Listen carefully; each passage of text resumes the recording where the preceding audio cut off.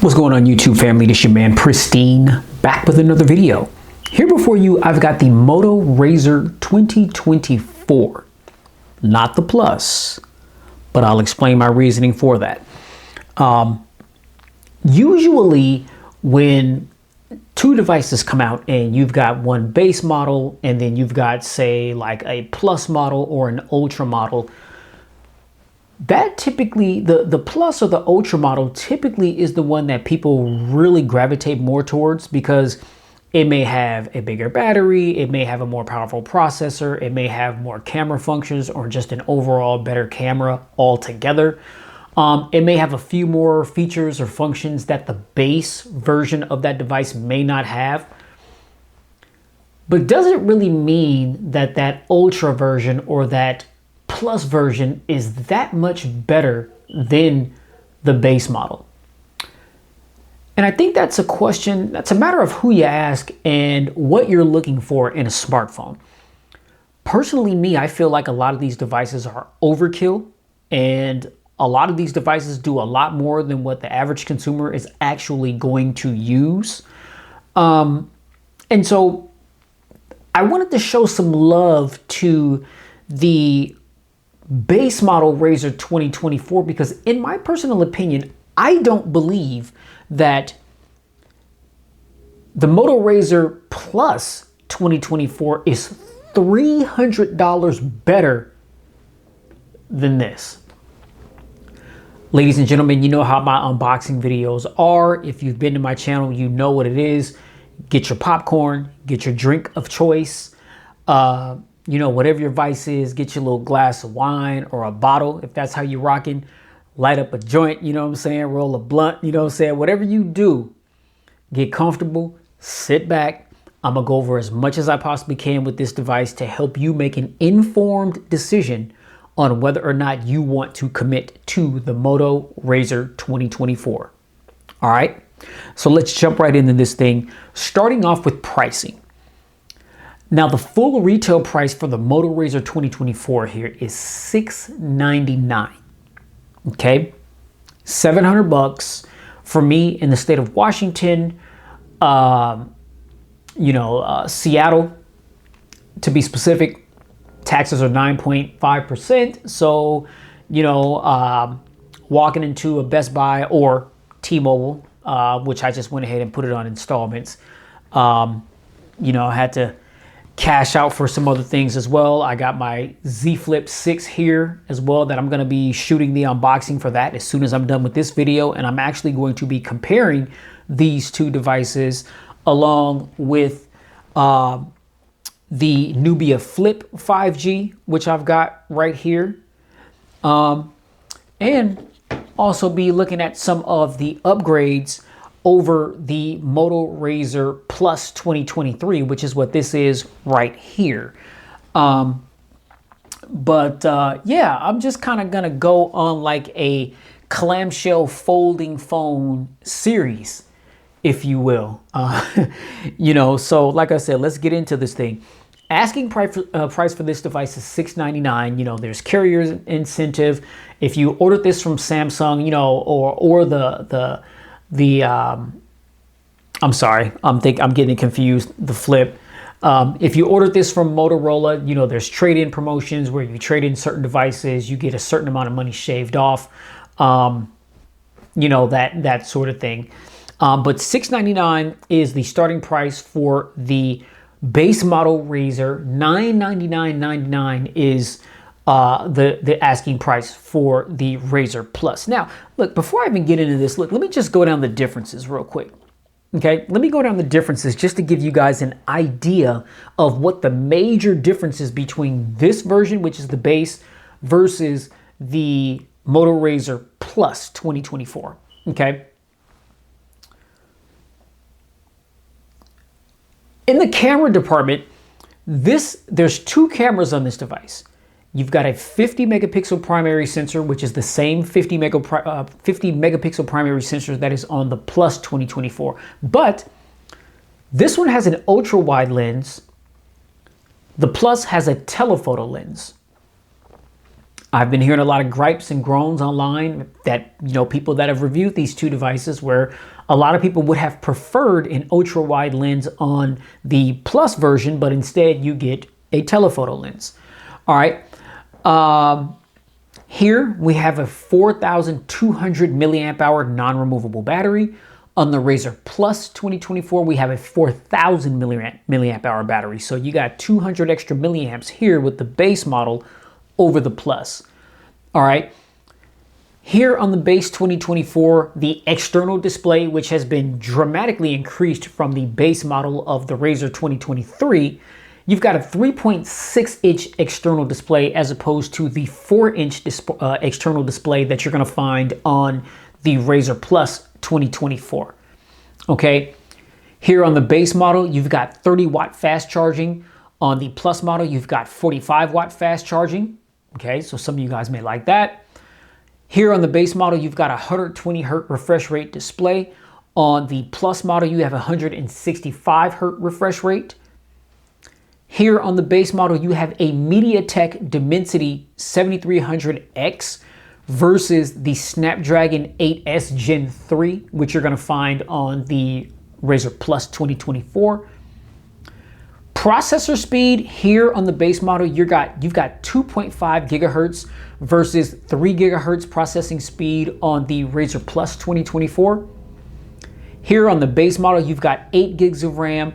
On the Razr Plus, you've got 12 gigs of RAM. And again, that price tag, $699 here with the base, $999 with the Razr Plus 2024. So those are the main differences between both devices. The main question that has been popping up is, how does this stack up against the Snapdragon? It's got a MediaTek processor in it.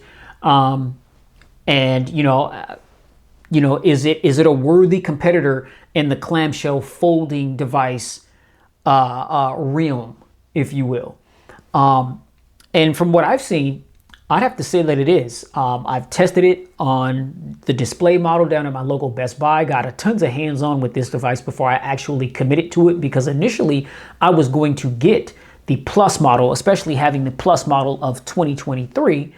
But the devices are so very similar and they perform very similarly to where it just, in my mind, didn't justify paying the additional money.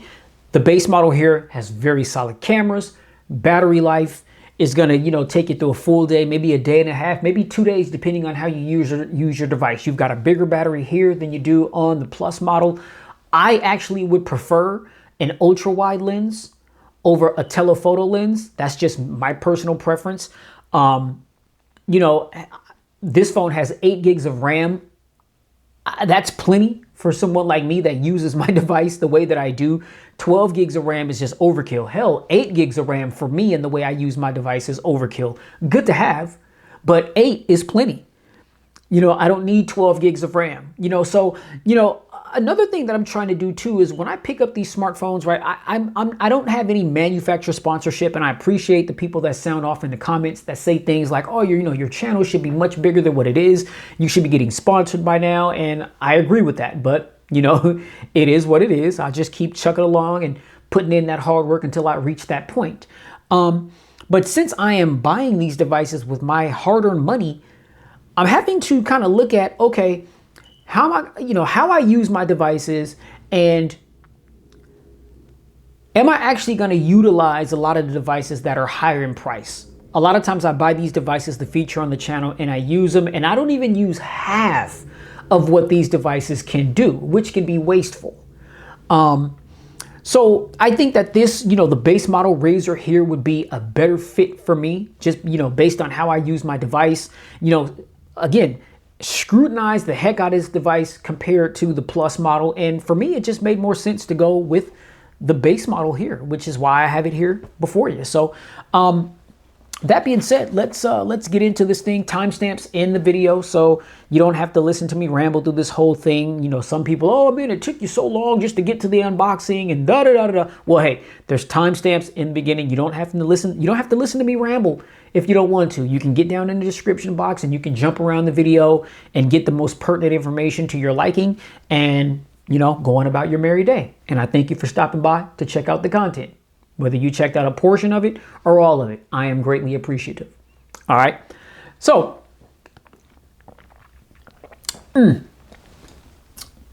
all right.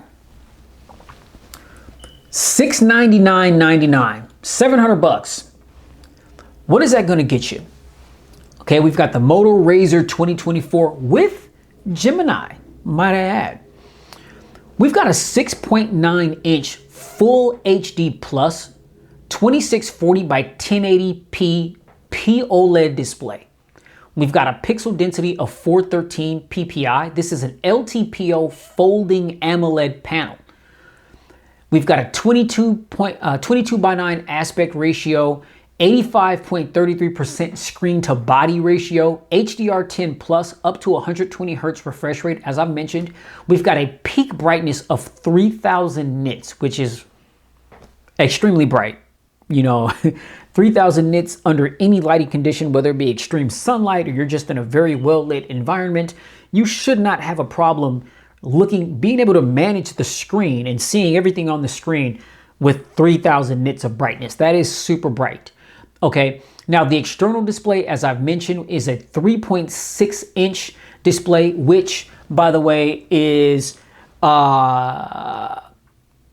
2 inches bigger than the external display that we find here on the Razr Plus 2023. This was a 3.4-inch display.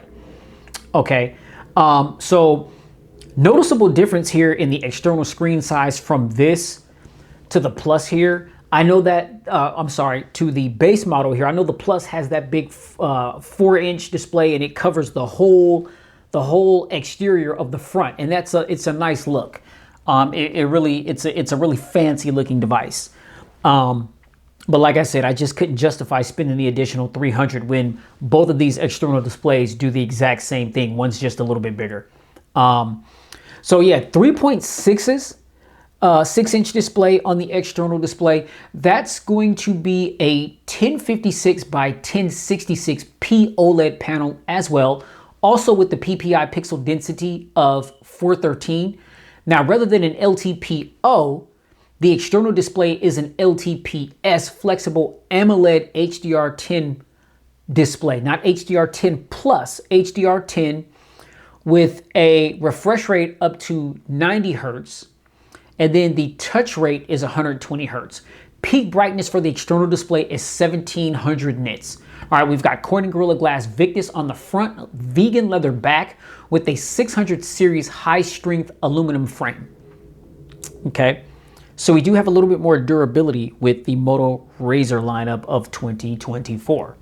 Now, the cameras, as I've mentioned, we've got a main 50 megapixel sensor. That's an f1.7 with a 0.8 micron pixels, or 12.6 megapixel with a 1.6 micron pixel. This is quad pixel technology featuring optical image stabilization. We have a 13 megapixel ultra wide sensor, which is f2.2 aperture with a 1.12 micron pixel. This is a macro lens, right? It's got macro capabilities with a 120-degree field of view. Now, if you open up this device, the selfie camera is a 32 megapixel sensor. That's an f2.4 aperture with the micron pixels of 0.7, or 8 megapixel 2.4 aperture with the micron pixel of 1.4. Okay. This is also quad pixel technology on the selfie camera, 32 megapixels. We do have 4K recording at 30 FPS, full HD 1080p recording at 30 or 60 FPS. All right, now with the two main sensors on the front or the rear of the device, depending on how you got it flipped open, we do have 4K recording at 30 or 60 FPS. Full HD 1080p recording also at 30 or 60 frames per second. Battery, as I've mentioned, 4200 milliamp hours, non-removable battery, USB Type-C, USB 2.0, 30 watt turbocharging. We also do have 15 watt reverse wireless charging. Okay. Colors, we can get this in koala gray, which is, I believe, what this color is. We've got spritz orange, and we've got beach sand, which is like a tan or like a cream color. Looks pretty good. But T-Mobile at the time didn't have that color variation. They only had the koala gray, which is what this is. Now, as far as the dimensions, this device opened up is 73.99 by 171.30 by 7.25 millimeters. Closed, it's 73.99 by 88.8 by 15.85 millimeters. The weight is 188 grams. All right, now additional features.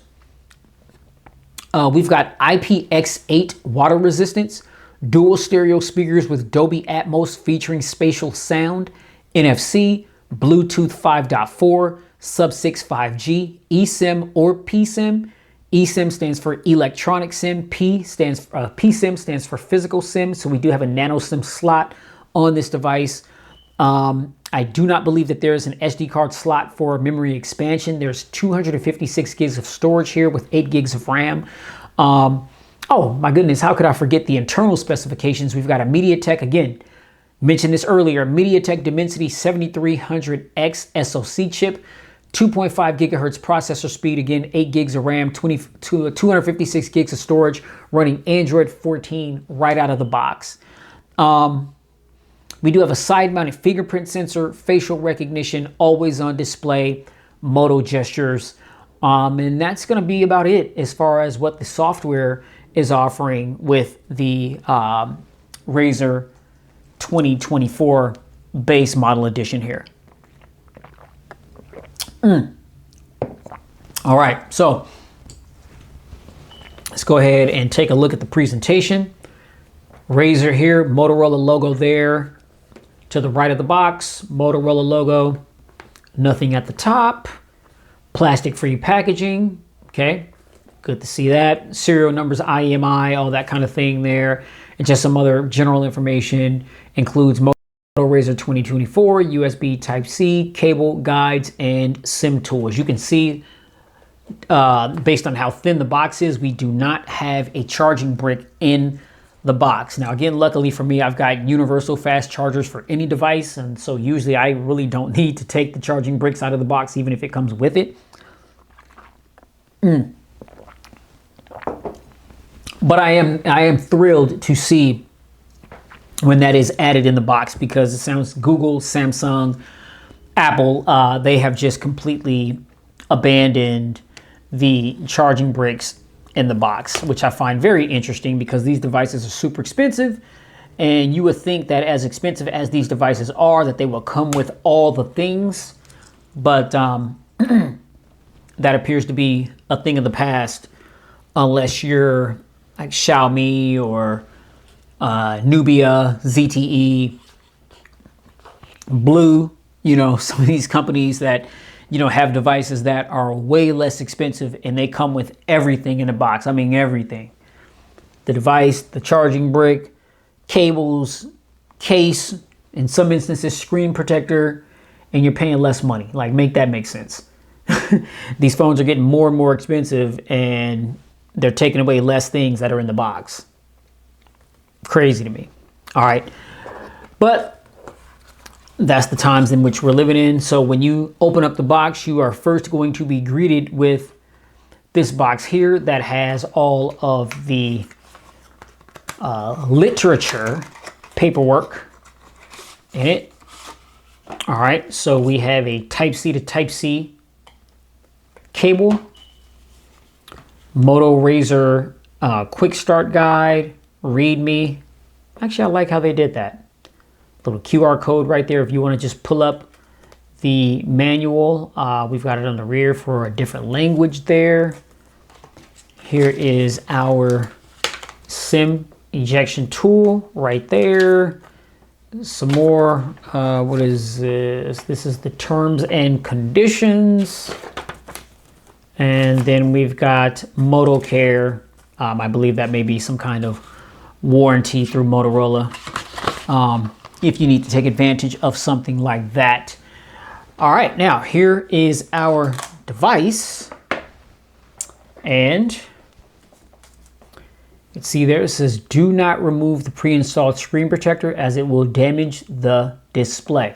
Okay, some people need to see that because they think that there's a screen protector on the device already and they go and try to peel it off, not understanding that they are actually peeling off the screen. And that is the last thing that you want to do, ladies and gentlemen, with your shiny new Moto Razr 2024. All right, so we'll just go ahead and slide it down the bottom there. Okay. Wow, I like the way that feels. Vegan leather, I am for it. Actually, that looks kind of dope. This is the koala gray color. Man, feels good in the hand. It actually feels a little bit thinner. I don't know, for whatever reason, the Razr 2023 just seemed a little bit chunkier. Let me see, or maybe I'm tripping. Now my Razr Plus 2023 here, it's got this little Spigen case on it, which adds a little bit of thickness. I mean, it's a thin case, but maybe that's what it is. I'm so used to holding this device with the case on it, which does add a tad bit of bulk. But this just feels, along with that vegan leather back, I mean, that feels really good. It feels really thin in the hand, you know, as it should. You know, it's a Razr. But yeah, I really like the way that feels. All right, so we'll go ahead and power the device on. I know we got some juice here. Okay, and so while that's powering on, we'll go on a quick hardware tour again. 6.9-inch display from corner to corner. To the right of the device, we've got our power button right here. We've got our volume rocker down, up. We've got an antenna line right there, noise canceling mic. This device does have 3 microphones, might I add. We've got another antenna line right there, if you could see it in the glare. Up top, we've got another noise canceling mic, another antenna line, and here's our other microphone right there. To the left of the device, we've got an antenna line. Here's our SIM tray for our nano SIM. Antenna line, bottom of the device. Whoa, hold up. Because I'm seeing, okay, we got a mic right here. Now it said that it had 3 microphones, but I'm seeing 4. I'm seeing 4 little dots. 1, 2, 3, 4, 5. Okay, whoa, I'm tripping. You guys see this? 1, 2, 3, 4, 5. The Moto website said that it had 3 mics. So I'm a little baffled why I'm seeing 5 little dots there. I don't know. I'll have to look more into that. But antenna line on the left and right side of the charging port, which you see right there. And then here is our bottom firing speaker. Again, we do have dual stereo speakers, one on the bottom, one here at the top. And you can see the speaker grill at the top there. You can see those little dots. Okay. Again, the speakers are featuring Dolby Atmos, also featuring spatial sound. Okay, so that is that's a plus right there. Now let's go ahead and close the device. Nice feeling hinge. You can see the device closed. It's flush. There's no gaps or anything like that. Wow, this is really, really thin. As it ought to be. It's a Razr. But yeah, this is what I'm talking about right here. Just pocketability. You can fold this up, just toss it in your pocket. It's not heavy, right? I mean, it's got a little heft to it. I mean, you could tell that it's built with premium materials, but I mean, it's not like a brick in your pocket. Like me, I like to travel light.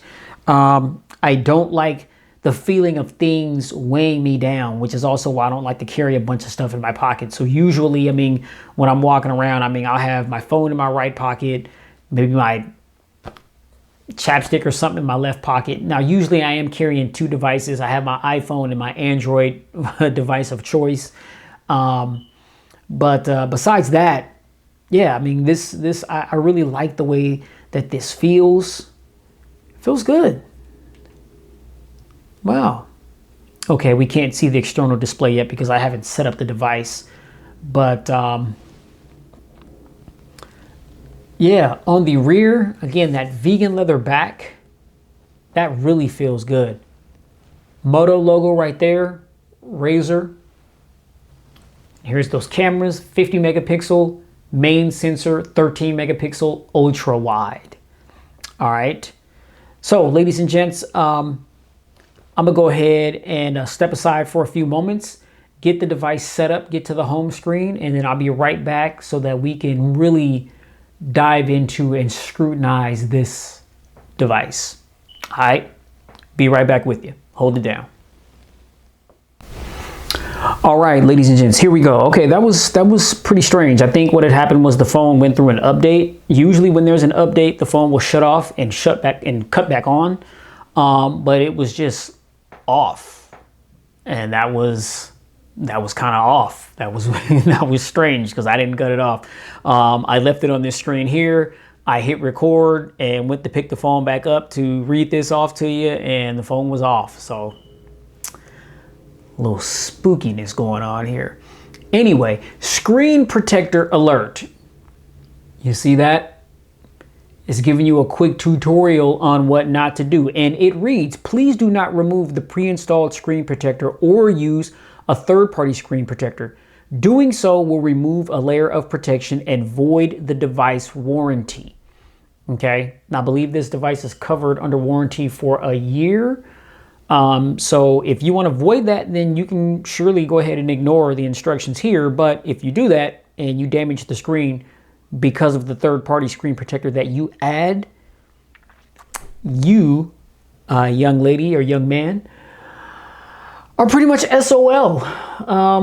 Yeah, good luck getting that screen repaired. Okay, we're going to hit next. Protect your Razr. Please care for your phone by following these precautions. Before closing your phone, always ensure that nothing comes between the folded screen. Avoid pressing the middle of the screen with excessive force. Your phone is not waterproof, but it is water resistant when immersed in up to 1.5 meters of water for up to 30 minutes. Avoid charging a wet phone or expose your phone to dust, sand, or pieces of debris. Okay? This product contains magnets. Always keep products with magnets away from pacemakers, internal cardiac defibrillators, or other devices that can be affected by magnetic fields, such as an MRI machine. So if you work in the medical field, if you are like a radiology technician of some sort, an MRI tech, X-ray tech, nuclear medicine tech, CT, CT tech, if you got this device, keep it away from those machines, especially that MRI machine, or you might be filing a claim. All right, just telling you. Okay, so we got navigation style, buttons or gestures. Just for the sake of the video, I'm gonna just go with the buttons. A little easier to navigate. Theme, choose your device theme. You can change this later in settings, personalize. You've got light, dark, or transition. Come on, man. Motorola, you shouldn't even have to ask me this. You already know, man. All black, everything. No racist. All right? No racist. But doggone it. You know what I'm saying? Get my Bobby Bowden on. Doggone it. You know what I'm saying? Shout out to Noel Nation. Y'all know I'm a diehard Florida State Seminole. You know what I'm saying? So, yeah, let's get it, man. Dark mode all day, doggone it. Yeah, let's go. Rest in peace to the legend, Bobby Bowden. All right. Hello, Moto. Our custom software is designed for you so that you can make it yours. You're ready to start exploring. Hit finish. Let's explore. All right, so we've got Razr tips, personalize, Moto app, and then Moto account. I'll play with all those things later. We'll go to my home screen. And here we are at the home screen, ladies and gentlemen. All right, now applications are still downloading, so things may be a little choppy as things continue to download. I did a restore from my Moto Razr 2023 here, my Razr Plus rather. So as things are restoring, things may be a little bit choppy, but that is to be expected while things are downloading. All right, so here we are with the home screen, ladies and gentlemen. Again, 120 hertz refresh rate. As you can see that things are moving very swiftly as I am barely touching the display. Things are extremely responsive as they ought to be. Yeah, so okay. So you see things are happening. Let's turn off Bluetooth. Let's turn off location. Yes, don't need those on. Again, quick surefire way, ladies and gents, to conserve battery life. You know, if you're not using Bluetooth, turn it off. If you're not using Wi-Fi, if you're not connected to a Wi-Fi network, turn it off. If you're not using location, turn it off. A lot of people forget these things and they're just on all day, every day, and it's your phone is constantly searching for a Wi-Fi network to connect to, constantly searching for a Bluetooth device to connect to. If your location is on, it's constantly, monitoring your location, and those things can just fry your battery. So if you have troublesome battery life, but you're one of the types to forget to keep those things turned off, then try turning those things off and you may notice a little bit of a difference in your battery life. All right. Now, I'm going to pop down into the settings and we are going to go to About Phone. Now, as you can see, the device name is, when I go to About Phone, Moto Razr 2024 right there, just to confirm that this, in fact, is the new 2024 base model device. Oh, well, there it is right there. Device name, Moto Razr 2024. We have storage, 39 gigabytes have been used out of 256 gigs. So how much do we have altogether? It doesn't tell me. I can't do the math that quickly in my head, but initially, you're not starting off with 256 gigs of storage, because the pre-installed applications are going to take some of that on top of whatever apps that you may download. So 39 gigs have been used between what's pre-existing, the system, what the system takes up in the apps that I have recently downloaded. And so I probably still have more than I need for a fact. All right, so again, 8 gigs of RAM. We do have RAM boost. If you're looking to get a little added performance, we do have RAM boost. Again, camera, front 32 MP, rear 50 MP plus a 13 MP. Display, internal 2640 by 1080, external 1066 by 1056. So it's just basically just giving you all of the specifications that I read off at the top of the video. Okay, device details. This is where you're going to find, your model number, hardware, Android 14. Okay, so there is confirmation that fresh out of the box, we do have Android 14 on board, and you can see that there. If I can get the camera to focus, Android 14. Okay.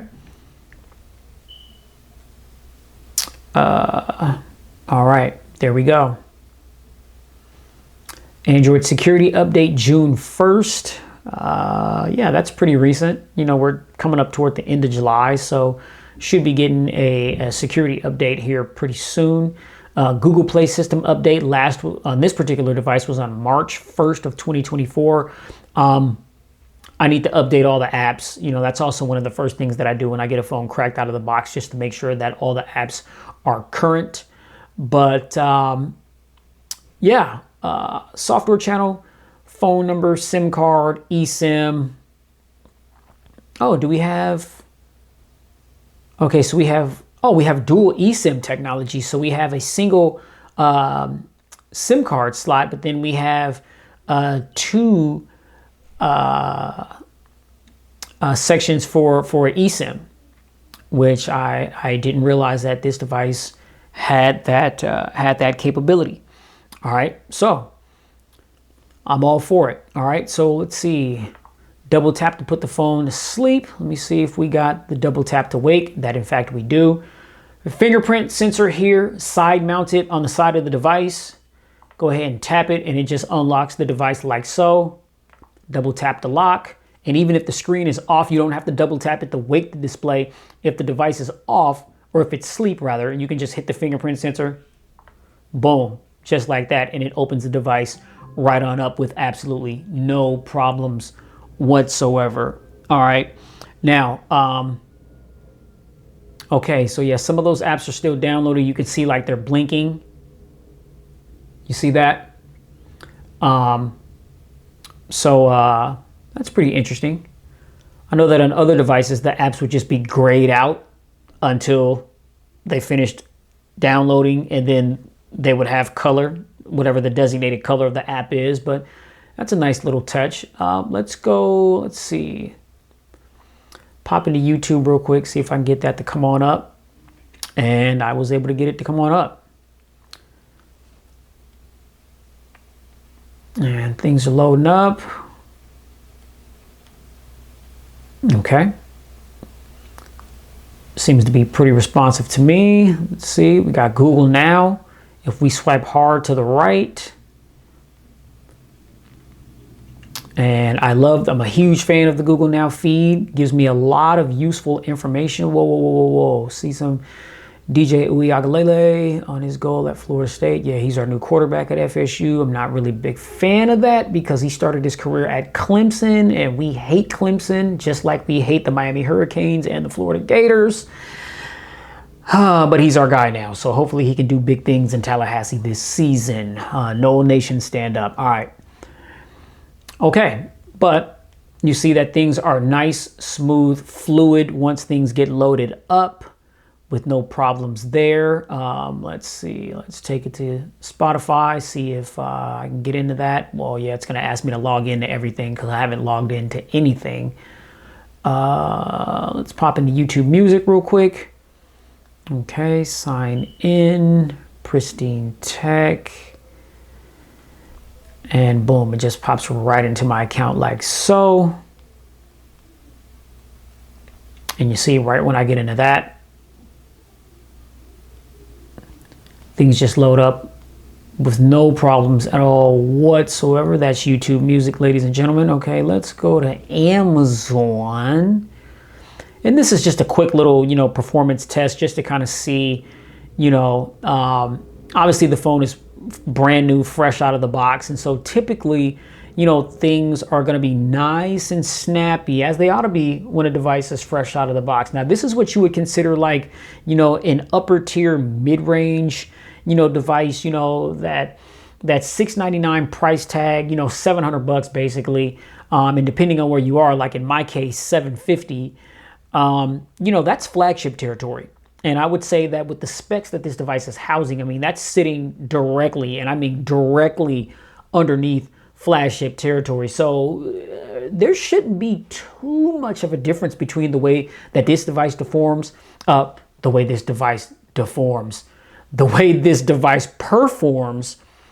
in comparison to the way in which, say, the Razr Plus 2024 performs, right? There shouldn't be too many differences. Now, where you may notice a difference is if you're doing gaming, some of the more graphically intense gaming, you may have to scale down the settings a bit. You'll still be able to run those games on this device with that Dimensity MediaTek chipset, but you may have to, tone down the resolution a little bit. You may have to, decrease a few settings here and there in order for the game to run nice and smooth, as opposed to playing that same game that has that Snapdragon 8 Gen 3 processor with an 8S Gen 3, which I've been hearing some people talk about how the 8S is like a little bit of a downgrade, I guess, from the current SoC chip from Snapdragon in 2024, which I thought that the 8 Gen 3 was the flagship chip of 2024. Somebody correct me if I'm wrong. I mean, something that I don't know about. Yeah, you know, just running games on that device, you probably can run them, you know, at maxed out settings, as opposed to running them on this device, because this has more of a mid-range chip in it. You may have to scale down the settings a little bit in order to get that game to perform at an optimal level. But again, this device is going to offer you plenty of power. I mean, all the things that you need to do, surely for the average consumer, if you're just, you know, web browsing, talking, texting, you know, social media, checking emails, messages, you know what I'm saying? I mean, like I said, browsing the web, I mean, and then some. I mean, you're going to be able to do everything, you know, that you would need to do on this device. I mean, let's just say if this was the flagship Razr of 2024 and the Plus didn't exist, I mean, this would be it. And I'm not too sure if people would be scoffing at the specs. Maybe they would be, because you got other clamshell devices out here like the Z Flip 6 that is just, you know, spec'd up and spec'd out to the max. But for the price, you know, because that device is $1,000, actually 1,100, because with the new Samsung devices, the prices for the Fold and the Flip went up $100. So this would probably be the recommended choice, you know what I mean, for the price.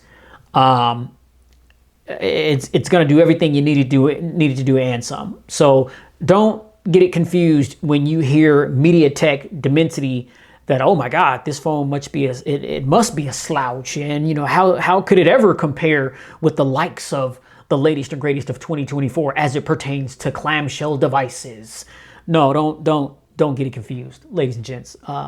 This phone is a beast of a phone, and you're gonna be able to do all the things that you need to do and some, with no problems at all whatsoever. And a lot of people don't even look at the specs like that. You know, me being a tech reviewer or influencer or whatever you want to refer to me as, you know, I heavily scrutinize those types of things. You know, I'm plugged into so many electronics channels, and so even though I don't really post as consistently as I'd like to, just because of my work schedule and family life, you know what I'm saying? Don't ever think that I'm not plugged in. All day, every day, it is information overload. I'm always in the know of what's going on, always. And one of the first things that I always check when I get an email or I get a notification about a new device that's coming out from whoever the OEM is, one of the first things that I check, what's the specs? What's the processor? You know what I'm saying? Like, what are the features, functions? What's the battery like? You know what I'm saying? I mean, so I, being the tech snob that I am, I mean, I look at all those things, but the average consumer who ain't really into that and they just want this phone because of that nostalgic feel, it's a Razr. They remember the Razr of old and their great experience that they had with it back in the day. And now it's, you know, been brought back around here in 2024. I mean, they want to relive the moment. You know what I mean? And this device is definitely going to accomplish all of those things for you. You don't necessarily need to go with the Plus model if you don't want to. Now, you can if you want to, but you got to pay to play. You know what I'm saying? And I'm not trying to tell you how to spend your money, but I'm saying, why spend $1,000 for a device that has all the high-end stuff when you may not even end up using a lot of that stuff, when there's another option here that is a little less expensive and is still going to be able to offer you all the things that you're going to want and need out of your nice new Moto Razr. Make sense? Yeah. See, I'm all about, you know, saving $1 or $2 and helping you guys do the exact same, and not, you know, overspend for something that you don't necessarily need. Again, I'm not trying to have my hand in your pocket. You know what I'm saying? I just think that out of the two devices between this and the Plus, that this will be the more viable choice. Because again, as I mentioned at the top of the video, I don't think that the Plus is $300 better than this. I don't. All right. So performance, you know, nice and snappy as it ought to be. Now, the question is going to be, how's this device going to run in 3 months, 4 months, 5, 6 months, 8 months, a year? You know what I'm saying? Have to come back and check, and I want to be a little bit more consistent again with getting back into my full reviews. I got so many content that I've recorded and edited full reviews and everything, and I'd be so busy and I just can never get around to uploading those videos. But I swear I'm gonna get more consistent and get back on my consistent unboxing, full pristine review, dedicated camera review. You know what I'm saying? I mean, all that stuff's coming down the pipeline, man, as I'm, really figuring out my schedule a little more and being able to allocate more time for this or that and just have a little bit more balance in my life. All right. So, yeah. Now let's pop into, well, before we get into the settings, you already know, I mean, if you're familiar with Android, you're going to be really familiar with this. You swipe down once to get to notifications and the top toggles. Swipe down again. This is going to take you to all the toggles here. Swipe to the right, more toggles. Swipe to the right again. You could see the 3 little dots right there. So depending on how many of those dots are indicated, that's going to tell you how many pages of toggles that you've got. Hit the little pin icon right there to customize your quick toggles. Long press and, move them around with your finger and place them where you want. And just hit the back button and your quick toggles will forever be saved in that particular orientation. Now, we're going to pop down in the settings and in typical Android fashion, personalize. So if you hit personalize, this is going to take you to your ability to really customize the device, right? So you can choose your themes, you can choose your fonts, you can choose colors, icon shapes, right? Okay, so we have 5 different icon shapes. Now, like I said, I did the restore from my Razr Plus 2023 here, and I've already toggled a lot of those things. And so when you do the restore, it basically just copies everything exactly how it was on this device onto this device. And so a lot of the settings and things that I would go into and toggle and play with, those things are already done because they were done on the previous device that I used to copy onto this device. But each one of the shapes here for your app icons, you could select it and it'll show you what they're going to look like. Okay. I like the squares. I mean, it just gives more of a uniform, organized, look. I'm all about that. I'm very meticulous and detail oriented. I got OCD like crazy. Everything has to be in its home, straight, neat, clean, organized. I'm a germaphobe. I'm a clean freak, hygiene fanatic. Come on, man. Cleanliness is next to godliness. I'm going to say that again. Cleanliness is next to godliness. All right. And, my phones are no different. I like everything to be nice, uniform, laid out, nice and neat, pristine. That's why I'm called Pristine. That's where I got the name. I've had the name for years, long before I started YouTube. Because if there was one word to describe me and the way that I am, I mean, it's just simply pristine, baby. You know what I'm saying? Simply pristine. Yeah. Yeah, so this is where you go to personalize your device. Now, if we long press on the screen, we could also change some themes. Okay. And when you long press, you've got currently in use, you got default, you got Moto, you got Seaway, Honey, and Merlot. And then on the bottom here, you can choose widgets, wallpapers, personalize, external display, or home settings. So now let's go to the home settings real quick. We've got notification dot on app icon, that's on. Home screen style app tray. This is where you go to choose if you just want an app tray or if you want all, just kind of like an iPhone. Well, even though they have like an app area now, you could choose to just have all your apps on several different pages, or you could just have a more clean look, have whatever apps that you want on your home display, and then you can swipe up from the bottom to take you to all of your applications. All right, curated content, press and hold on a home screen to see themes, fonts, and more. Icon size, normal, app label, lock home screen layout, swipe access, show Google feed to the left of the home screen. So the Google Now feed, you can turn that off here. You can have nothing or Google feed, which You know, I'm a huge fan of the Google feed, so I'm not going to turn that off. And then we got send feedback. Okay, so these are the home screen settings that you get when you long press on the home screen. All right, now we're going to go into settings now. All right, we are greeted with network and internet. All right, we got airplane mode, Wi-Fi, mobile data, SIMs and mobile network, hotspot and tethering, VPN, private DNS. All right, connected devices. You got pair new device, see all connection preferences, smart connect. If you hit connection preferences, this is where you got Bluetooth, NFC, cast, printing, Chromebook, quick share, and Android Auto. All right. Now, personalize, again, we've already looked at that. External display. Okay, so this is where you're going to be able to toggle your external display settings. All right, you got lock screen, home screen, you got Razr tips, learn more about what you can do with your Razr, panels, apps, weather, calendar, and more. And mind you, one of the main reasons why the Razrs reign supreme, especially as it pertains to that external display, is because the external displays, although they're smaller, these are fully functional displays that you can do pretty much everything on, just as you can do if your device was open.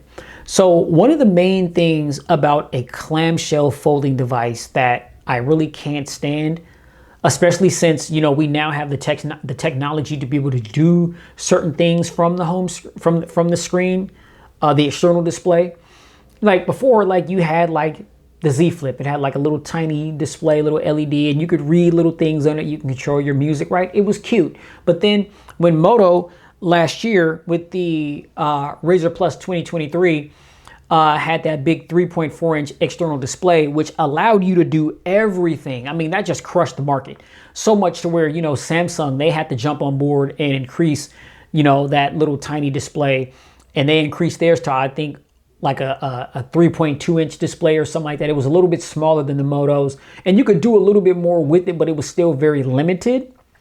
But I mean, it was a step in the right direction. Now, what I've learned with the, I got my Z Flip 6 here, so I'm going to be doing the unboxing on that here pretty soon as well. Shout out to Courtney, man. Courtney is my Samsung rep at my nearest Best Buy. If you guys are in the Washington area, you live in like the, you know, Kent, Des Moines, Federal Way area, you know what I'm saying? Maybe, you know, Black Diamond. I know that's kind of in between Federal Way and Tacoma. You know what I'm saying? Courtney, she's the Samsung rep and at the Federal Way Best Buy, and she's very knowledgeable. You know, she, you know, can answer any question that you got. She's not going to go hard in the paint like a car salesman and try to sell you on a Samsung device. But if you've got questions, I would say that she's the person to go and talk to because she can lace you up. Now, a few days ago, these phones dropped. What, today is Monday. What's today's date? Today's Monday the 29th. Now, last Wednesday the 24th. Is that the 24th? Yeah, the 24th is when the Razr lineup and the Galaxy series both launched. And I was like, you know, that's a bold move on Moto's behalf because, you know, Samsung typically when they launch, they kind of, you know, take over the game for a minute until things fizzle down. And then maybe some other OEMs can start to get some looks. But Motorola was like, nope, we're going to drop on the same day. We ain't scared. You know what I'm saying? I mean, we are confident in our product. And we think that, you know, the Razr 2024 lineup can go toe-to-toe with the Z Flip 6 and what Samsung is bringing to the table. And I commend them for that, man. Way to show some nuts. Personally, I think that the Razrs are better than the Z Flip, mainly because of that external display. So as I was in the store getting hands-on with this device, the display model, I was talking to Courtney, who's the Samsung rep, and they had the Samsung table set up directly behind where they had the Motorola's. And so I'm playing with this, playing with the external panel, checking out all the nice little things that it can do. And I was like, see, Courtney, this is one of the main reasons why I think that the Razr and the Razr Plus is better than the Z Flip because there's no limitations to what you could do with the outer display. And she was like, what are you talking about? She put me on the spot for a minute. She was like, what can't you do on the Z Flip's outer display that you can do on the Razr's display?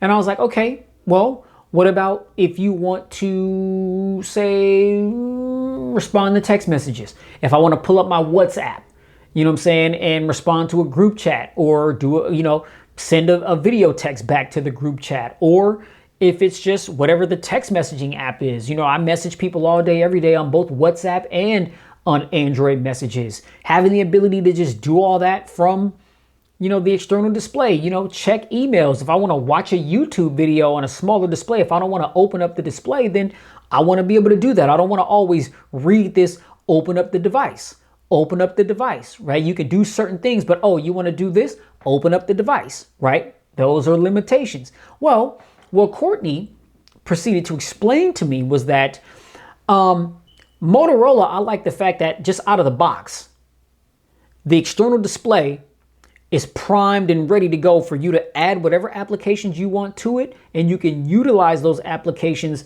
at your little heart's content, right?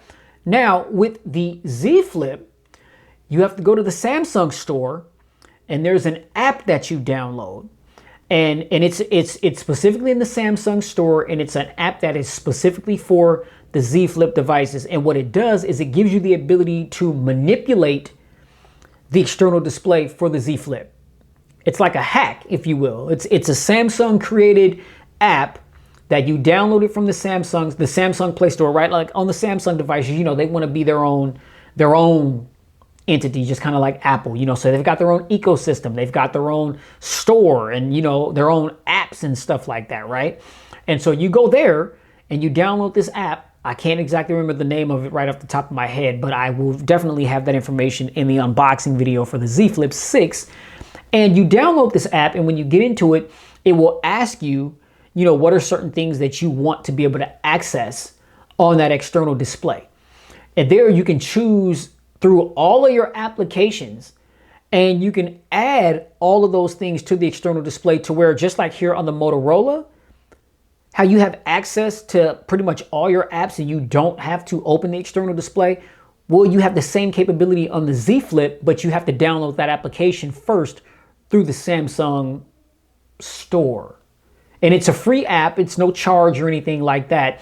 But some of the things that I was showing her that I could just do with ease without even thinking about it on the external display on the Razr here, she pulled out her Z Flip 5 and she just started doing the same things. And I was like, whoa, wait a minute. Time out here. I'm like, I slammed the Z Flip line, since it's got this bigger display, and you're telling me that all along it had the capability, but I was ignorant. I didn't know that if you downloaded this app, then it would give you the capabilities of basically the same things that you can do on the Razr, on the Razr's outer display. So I was like, okay, well then that changes the game a little bit. That actually changes the game a lot, because I think that one of the main reasons why the Razrs are better than, even though the Samsung device, the Flips have always been, especially like when the Razrs first came out a few years ago, super expensive, and then it had like mid-range specs, but it just had that super big external display. But then the Samsung would drop the Z Flip and it had this little teeny tiny, almost insulting external display, but it had all of the flagship specs and better cameras, some may say. Right, I actually thought that the cameras on the Motos were always solid and could go toe-to-toe with the Samsung devices, but a lot of people were just like, nah, Samsung, they got the better specs, better cameras, better hardware, blah, blah, blah. Okay, you know how the Samsung nights be, you know what I'm saying? Sometimes I kind of feel like they're like, I don't know, a cult following, if you will, kind of like Trump supporters, you know what I'm saying? Oh, did I just say that? How dare you, Pristine, say anything about Trump supporters? How dare you? Yeah. No diss, Trump supporters. Do what y'all do. You know what I'm saying? But Kamala ain't playing. You know what I'm saying? and I'm independent. I ain't for either party. Okay? But I got sense enough to know. I got common sense enough to know. And I ain't trying to start talking politics, but I got common sense enough to know that Kamala ain't playing. You know what I'm saying? But yeah, so, that's a bit of a game changer. So we'll see, once I get this thing cracked out of the box and I download that app and I'll see, what I'm saying? I mean, get my own experience with, how all the apps function on the Z Flip. I mean, I don't know. Maybe I'll put this down. I don't know. I doubt it, but we'll have to wait and see. Stay tuned, because I'm going to have that information for you. But nevertheless, I mean, these are all the external display features: Razr tips, panels, display and font sizes, call settings, app settings, sleep display, desk display, music player. So if we go to sleep display, always on, and I'm so glad that we finally have an always on display. The peak display is cool, right? Nudging the phone or picking it up so that will turn on the screen, show you the time, the date, notifications. That's dope, right? It's cool. But I mean, I've had so many phones that have had always on display, and always on display is a game changer. It's one of those things where once you get used to it, it's very hard to not have it. Like, here's my iPhone 15, and I went with the 15 over the 15 Pro or Pro Max just because, again, money. It's like, are these devices really hundreds of dollars better than the base model? No, they're not. But after I had this device, shortly after it came, actually I got this on launch day when it dropped last September in 2023. And after a few days of not having always on display, even though Apple is so late to the party, and they implemented that feature so late in the game after Androids have had that feature for years and years and years. Again, once you have it, it is hard to do without it. You know what I'm saying? It's very hard to do without it. So yeah, I'm happy about the fact that we have always on display here. And it's on both the main display with the display open, and it's also on the external display. So yeah, interactive display: tap to show, nudge to show, approach to show. Okay, so tap the internal or external display to show an interactive sleep display, nudge to show, move your phone to show an interactive sleep display, or approach to show, move your hand close to the external display to show an interactive sleep display. Okay, well, always on display, you ain't got to do that. And typically what I'll do is I'll set it to come on at a certain time and go off at a certain time, because you got to know, if you've got always on display on, it drains your battery faster. So I have it on from like 7 p.m. to 7 a.m. You know what I mean? Because during the day, I'm less likely looking at my phone like that because I'm working.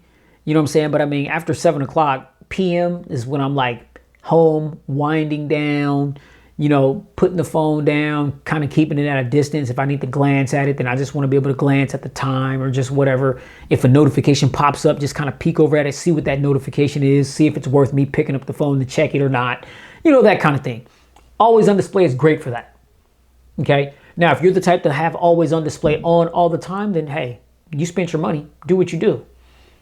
But just know it's going to compromise your battery life a bit. But it's good to see that the option is now available. All right. So that, ladies and gentlemen, is under external display. Now we've got a few different modes here. We've got tint and stand. So in tint or stand positions, you can display a carousel of text or pictures or a clock. To view your selections, position your phone on a flat surface and lock it. This may use additional battery power. Okay, so if you click on tint, it's going to show info, and it's going to give you the option to turn that on, and it says text and pictures or clock will be shown when your Razr is in tint mode and locked. May use additional battery. Okay, I'll leave that off for now. And then stand, that's the phone sitting on his back with the face up like that. Again, the hinge on this device is massively improved. It has a much tighter feel, and so you can move it slowly and just let it go pretty much at whatever position it's tilted, and it will stay. And I gotta say too, the vibration motor on this device as well is extremely premium, like iPhone Pixel premium. Samsung premium. I mean, the vibration engine in this device it feels really good. It's not cheap. It feels very, very, very premium, period. Okay, text and pictures a clock will show was, okay, same thing. And then it says may use additional battery. So that's tint mode and stand mode. Okay, all these features you can toggle under external display. Now, music player, let's see. Select the music player skin for the media controller. Now this is dope. So you got studio, you got retro, which just looks like a little, like a record player playing. That's dope right there. You got star, rhythm, or tape. Look at that. Let's go old school retro to the record. And you see how the record is circling the two cameras. That is dope. Yeah. Yeah. So that's on the external display, like when music is playing. That's what I'll see as I'm able to toggle the music, play, pause, you know, forward, backward, that kind of thing, you know, when you're controlling your music. Nice touch. I like that. Little things, little customizable things like that mean the most to me. It's little things. It's not always about the big things. All right. So that's under external display. Now we'll tap into display. Brightness level by default 27%. Adaptive brightness, dark theme, colors. We got natural, radiant, and vivid. And oop, I didn't mean to do that. Okay. So this is a color temperature adjustment when it's on vivid. Natural. Colors are natural and realistic, optimized based on screen content. Radiant colors are bright and vibrant. Vivid colors are saturated and vivid. And I'm a fan of that. I don't care if the picture's oversaturated. I know that people slam cameras like that. Oh man, the photos are over processed and, you know, oversaturated and the colors don't look, you know, realistic. Man, I mean, you know, vivid, it makes things pop. It makes things more vibrant. And I like that. I'm a fan of it. Like, I'm not, some people, they slam stuff like that. They'll put it on natural and be like, oh no, I can never just have it on vivid because it just doesn't look natural. It's not realistic. It's like, all right, well, you know, if that's what floats your boat, cool. But I'm on vivid and it looks as though you can change the color temperature due to either one of these settings that you have. Okay, so when it's on natural, you have the ability to, okay, you got default, warm, cool, or custom. Doesn't give you the ability to change the RGB. Now, radiant, same thing under radiant. Vivid, oh, okay, you can do the same thing under vivid. Okay. Well,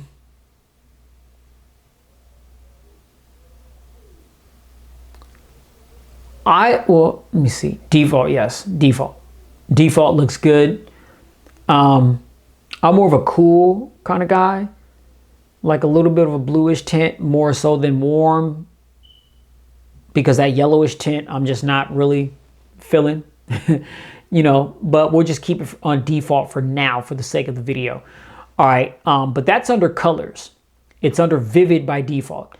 Display size and text, display, refresh rate, so it's on high. Now, it'd be nice if we had the ability to toggle this, if we could choose 90, 120, 144, 165. I believe that's, no, actually, no, it's the plus, it's the same thing. It's high or standard, but it'll refresh up to 165 hertz as opposed to just 120 here on the base. So the only options that you have is high or standard. Standard is 60 hertz and it just looks like trash. It looks terrible. Terrible. As far as like your scrolling and responsiveness, choppiness, all that type of stuff, man, it just, yeah. Now, if your battery is compromised and you're nowhere near a charger, then yes, to conserve battery life and still be able to use your phone, last you until you get home to charge it or somewhere where you can charge it, then yeah, you want to put it on standard for that 60 hertz. But just rocking it like that just because, nah, son.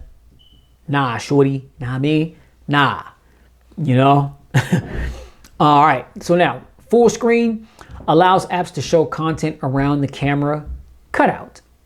Okay, so I imagine that is for, oh, okay, I got it. So that's for applications that may not be optimized to do that. So it'll stop right below the camera up top here. But if you want more of a full screen experience, if the app doesn't, or if the app isn't optimized to do that off top, then you can go in here and you can tell it to do that and it will do that. Okay, so you can look at everything in just complete full screen. All right, now we've got auto rotate, night light, flicker prevention. That's keep the screen from flickering in dark environments. Turning this on may cause screen noise and color distortion. Okay, so it gives you a warning on what turning that on may entail. Screen timeout, screen saver, screen record, 3-finger screenshot. I believe that is turned on. And if you want to take a screenshot, you literally just place 3 fingers on the screen like the demonstration is showing. And that's how you take a screenshot. And right when you take that screenshot, another pop-up is going to appear, giving you the ability to share that screenshot or share it to a social media feed of your liking, Instagram, Facebook, Snapchat, you know, whatever. Okay. Swipe to split.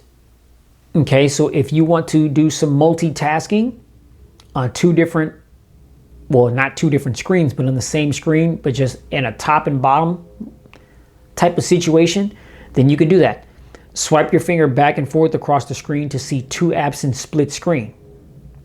Okay. I never really used that feature, but I can see how that feature will be helpful. You know, I think, you know, multitasking is really, really executed well on foldable devices. But you know, it's good to be able to do them here as well. If you're looking up something, if you're doing some comparisons to things, but they're on 2 totally different sites, then yeah, you have the ability to split the screen and, you know, do your stuff, you know? So, yeah. Smart Connect, connect your phone to a display. All right. And so Smart Connect and Smart Connect engine needs permission to use Bluetooth to find the relative position of nearby devices. And no, I don't want that. So what? This is just your ability to connect your phone to a bigger display, maybe a computer monitor, maybe a TV monitor, wireless connection, Mirrorcast, and Experience Hub. Oh, okay, yeah. That's what that is. Okay, so that's Smart Connect, and that's all under display. Okay, we got home and lock screen, which I've already shown that when I long pressed on the home screen display. Sound and vibration. Okay, do not disturb. Flip for D&D. So if you want to just put your phone down like this on its face, it's automatically going to put the phone on do not disturb mode. You know, that's going to be great for all you scumbags out there, you know what I'm saying, who's living a double life. And when I say scumbags, I ain't just talking about the men. I'm talking about the ladies too. Because ladies be creeping and being secretive and ain't trustworthy. You know what I'm saying? Y'all be out there living that double life. You know what I'm saying? Oh, I have to go Ron Isley on you. You know what I'm saying? Man. But, yeah, you know what I'm saying? And you just got to have that good game. You know, your lady or your man, man, why you got your phone face down, baby? I'll be like, look. This is my shiny new Moto. Look at that vegan leather. Look at that. Can you appreciate such a thing? Such a beautiful piece of hardware, such a beautiful piece of tech. You know what I'm saying? You know, you just got to pull out that appreciation card when you get questioned as to why your phone is face down. You know what I'm saying? You just got to know what to say. You know what I'm saying? That's all it is. You just got, yeah, you know what I'm saying? Yeah, and I don't know what I'm talking about. You know, yeah. Moving right along. So volume, media volume, call volume, ring volume, notification volume, alarm volume. I like how we have different toggles for each volume for each different setting, right? Multi-volume, control the individual volume for multiple apps at once. Okay. Ringtone and sound. Obviously, this is where you're going to go to toggle ringtones for your SIM card or your eSIM. default notification sound, default alarm sound, and then you got your dial pad tones, lock screen or screen locking sound, tap and click sounds. That's if you're like tapping on the device, choosing a setting, or like if you're sending text, that little clicking sound that it makes as your thumbs are tapping the keyboard, that sort of thing. Vibration and haptics, which, as I mentioned, the haptic engine on this phone is phenomenal. It feels really good. You definitely want to have that on. It's a very refreshing haptic engine. Feels premium. You know that, you've done something when you feel this thing vibrate in your hand. So yeah, and by default, all the vibrations are turned up for ring volume, notification vibrations, alarm vibrations, touch feedback, media vibrations. All those things are turned up to the max. You know what I'm saying? Shout out to Big Ja. To the max. Okay, let's see. Charging sound. So general. So this is where we have Dolby Atmos, smart audio. And this is huge, giving us the ability to toggle our audio settings to our heart's content so that we can listen to music the way we want to listen to music. You know what I mean? Not the way the OEM thinks we should be listening to music. Give us control. And so I love that about these devices, whether it's Dolby Atmos or if it's DTSX, giving us the ability to, toggle, tweak, give us an equalizer, you know what I'm saying? So we can customize the settings ourselves and just rock out how we want to. You know what I'm saying? I'm a big fan of that. Okay. Let me see, landscape stereo. When you rotate your device in the landscape mode, the speakers will adjust to maintain wide stereo playback. Okay, so yeah, if you're the type to listen to music through your phone, then the sound is going to sound one way if you have the phone in this particular orientation, and it's going to sound another way if you have it in this orientation, and the phone knows which direction in which you're holding it in, right? That's pretty dope. Slick. I like that. Okay, Dolby Atmos delivers a premium listening experience through your phone's loudspeakers and connected devices. Okay, you can click on settings here. Okay, so this is where you can toggle on spatial audio. Audio from compatible media becomes more immersive. Stereo audio by default is on smart audio, which smart audio identifies the content and performs automatic adjustments to deliver the best sound. Now I'm going over this because I'm a music buff to the heart. And this is very important to me. The way that I'm able to listen to my music is key to my music listening experience. And I know a lot of you out there are very similar to me. You may even be more in it, more into it than I am. So this is specifically important.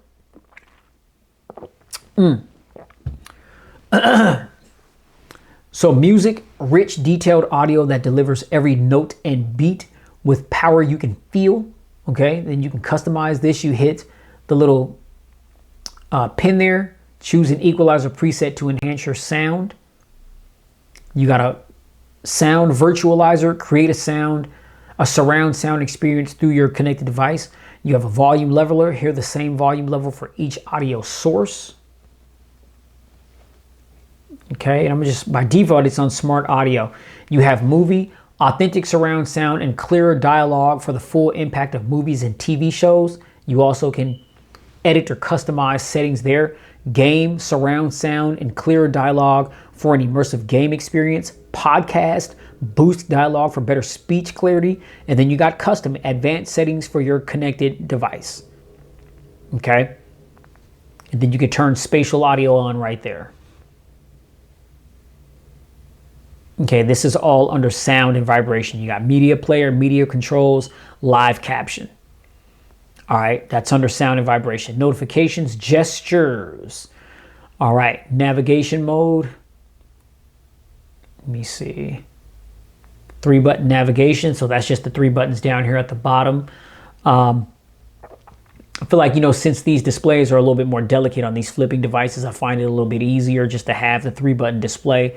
It avoids just the constant interacting with the phone, above that. And I know that's what it's for. I mean, it's not to say that if you use gesture navigations that you're going to damage your device, but some people, they're very hard on their phones, or some people are very heavy-handed, and it may be harder for them to navigate a device that you have to be so cautious with. And so the 3-button navigation for phones that are delicate like this, it just works. But like other clamshell devices, oh yeah, it's gestures all day.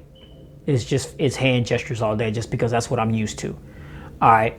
But this is where you go to choose your phone's navigation. Now we have sidebar, which multitask by opening your favorite apps in freeform or full screen window. And this is a page straight out of Samsung's book. I don't use it, so I don't have it turned on. But if you look at the tutorial there, you just swipe from the side of the device. It's going to bring up, the apps that you choose to be in that little sidebar. And obviously those are more than likely going to be your most recent apps that you use, or the most used app, the apps that you use most consistently rather. And you can set that up, and yeah, I never use it, so I'm not going to turn it on. We've got one-handed mode.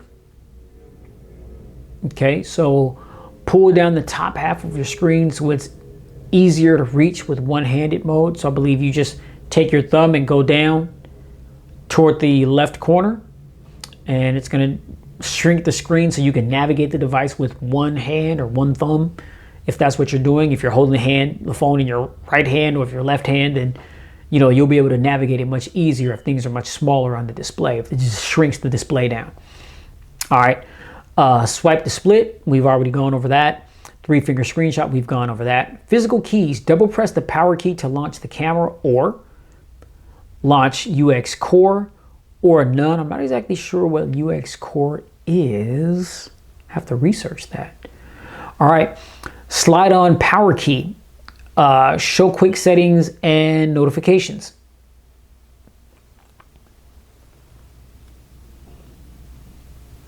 Okay. Oh, okay. So yeah, you could, if I turn that on and I just slide down in the power key, then yeah, it's going to bring down. Okay. That's, yeah. Other phones have had a similar feature, and I was always sliding down the quick panel by accident. So I'll just leave that off, because I'll probably end up doing the same things on this device. But it's good that they have the option to turn that on if that's something that you guys would use.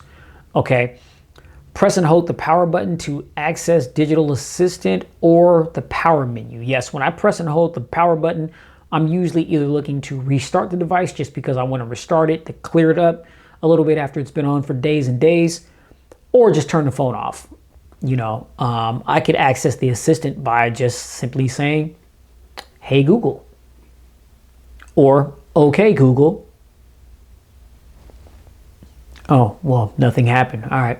I was expecting something to happen when I said, "Okay Google." Oh, okay. Well, Google lied to me, told me that when the device got set up, that voice recognition was on, but I guess not. Whatever. Okay, so media controls, use the volume keys to change tracks when the screen is off. Okay, that's a nice touch there. And you can hit learn more, and it'll kind of give you like a brief tutorial on how to function that, but it's pretty self-explanatory. If the phone is asleep or closed and you want to change music, if you're listening to music, Bluetooth or on a Bluetooth speaker or something like that, you can change the tracks using the volume button. Now you could change that, because if you want the volume to control the volume, then yeah, you may want to change that. Okay. Now we've got kinetic gestures, quick launch, double tap the back to trigger custom actions. Okay, quick launch. Okay. So I see a lot more devices are doing this, because I know that, a lot of people don't understand, these iPhones, there's little interesting things that you can do, but I can tap the back 3 times to take a screenshot, for instance. See, just took a screenshot, my iPhone 15. Or if I just want to turn off the display, just put the display to sleep, double tap. Actually, no, I have double tap set to turn on the flashlight. So flashlight's on,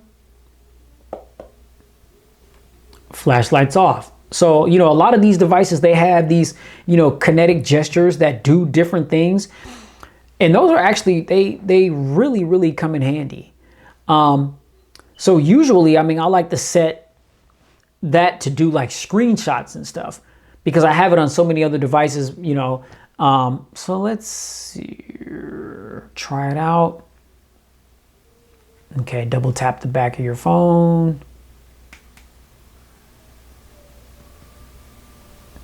Okay, gentle, double tap the back of your phone.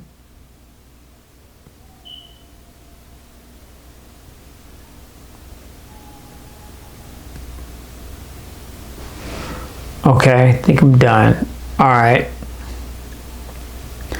And so then once we hit done, here is what we can choose. We can choose recorder, open Smart Connect, play or pause music, take a screenshot, screen recorder, back to home, switch to last app, or open app. And by default, it's on take a screenshot. Okay. So this is the tap strength. Okay. Gentle tap, moderate tap, or hard tap. Okay, let's do moderate tap, because I don't want to be taking screenshots accidentally, you know. But yeah, choose how hard to tap. Okay, yeah. But these are the things that you could select with that. That's a nice touch. I like that. All right, let me see. Okay, so quick launch, quick capture. Twist your wrist twice quickly to open the camera. These are those moto gestures that will never die. They'll never get old.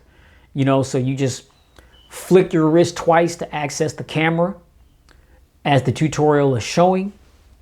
Okay, that's on by default. Okay, and then the chop to turn on the flashlight. Yeah. See, it's stuff like this as to why you get a Moto device. And it's like across the whole Moto lineup. Doesn't matter if it's the most budget-friendly Motorola device to the most premium expensive Motorola device. The Moto gestures are unmatched, in my opinion. And they come in handy. You know what I'm saying? You know, fellas, you wake up 2 in the morning, you know what I'm saying, having to hop out of bed real quick so you can run to the bathroom and drain the main vein, and it's dark and you ain't nowhere near the light switch. Oh man, it's just so helpful to be able to pick up your Moto and chop it twice, get that flashlight coming in, and let there be light all the way to the commode. You know what I'm saying? Do your business, sanitize your hands, and go on back to bed. Just like that. Just like that. Just like that, fellas. You know what I'm saying? So yeah, features like this, very helpful. And it's on by default. And I love every minute of it. All right, now, lift to unlock. Unlock your phone, lifting it and looking at the screen. Okay, now that's off. I'm gonna leave that off because I don't want to unlock my screen unless I hit the fingerprint sensor. We do have facial recognition on this device as well, but I've yet to have set that up. Okay. Pick up the silence, pick up the phone to silence the ringer. Is that on by default? Yeah, it's on. So if the phone is ringing, if it's set on a flat surface, when you pick it up, then it's going to lower the volume for the ringtone, and you can go ahead and answer the phone or or not. You can go ahead and hit ignore. Pardon me. All right, approach to silence. Silence the ringer during an incoming call or silence an alarm or timer by moving your hand closer to the external display. Wow. Getting pretty fancy. You know, getting real fancy with this stuff. Is that on by default? No. Oh, look at that. Wow. Approach the, yeah, let me turn that on. Yeah, I like, y'all see that? I like that. Approach to silence. Oh yeah, that goes hard right there. I like that. Okay. And then flip for do not disturb. So like I said, those of y'all out there committing scumbag activity, or, you know, let me stop saying stuff like that, because you may be a businessman or woman in a meeting of some sort, don't want any disturbances from your phone ringing or notifications. And so you just flip the phone down on its face and the phone is now on do not disturb. You know what I'm saying? So this ain't just a feature for those of you out there living the scumbag life. Okay. Now if you are living the scumbag life, then, you know, this feature may pay dividends, you know, if you're chilling with your main thing or your side piece. But just know that when you get home and your man or your woman's questioning you, why you ain't pick up the phone? Why was it going straight to voicemail between this time and that time? Man, you better have your explanation on tight. You know what I'm saying? You know, you better be trunk tight with that explanation. You're going to have some explaining to do. You know what I'm saying, Lucy? You're going to have some explaining to do. Oh, man, some explaining to do. Yeah. I'm going to turn that on, though. Because sometimes I just don't be wanting to be bothered. It's just information overload with this tech. And sometimes I just be wanting to break. And that's a great thing. You know what I'm saying? Because sometimes I can just be a media consumption whore, for lack of better terms. It's just cut and dry. That's just what it is. You know what I'm saying? And yeah. So something like a feature like that will definitely come in handy for me for a fact. All right, now battery. Storage. Okay, so there we go. That was what I was looking to see. So with everything that I've downloaded on this device, I have 215 gigabytes free. Okay, so out of 256 gigs, only 16% of the storage has been used. All right, location, accessibility. Now let's run down the accessibility real quick. You know what I'm saying? Because there's real people out there that are dealing with things to where these accessibility features really pay dividends and they really help people that are both blind and deaf. Okay, so you know, let me you know, show some love, you know, to those folks by going down these, because these devices are for those individuals as well. You know, we got family space, and it doesn't give an explanation as to what family space is, and so I'm not exactly sure what it is, and so I'm not going to touch that. We do have live transcribe, converts speech to text, sound notifications, get notified about important sounds.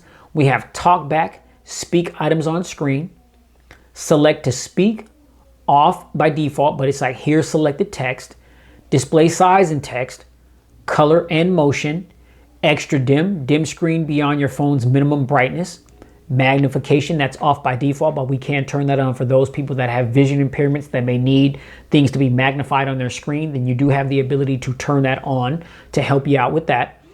Okay, now we have interaction control. So we've got accessibility menu, that's off by default, but we've got control device via large menu. Okay, switch access, which also is off.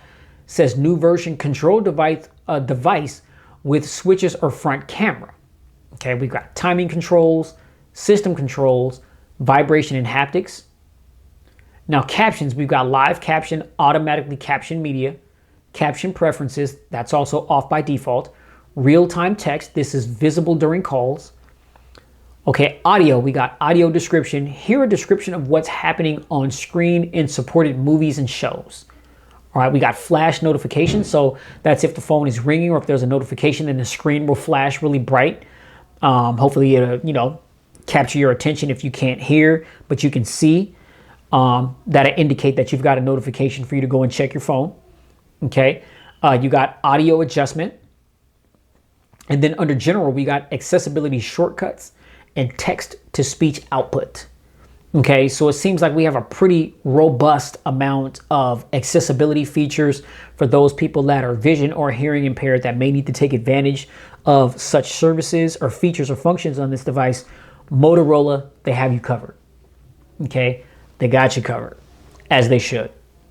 Okay, now, apps, password and accounts, actually, okay, yeah, so my sync is turned off because that's another thing that'll fry your battery, just having on auto sync all the time. And emails just always syncing, and yeah, fries your battery. I manually check my email.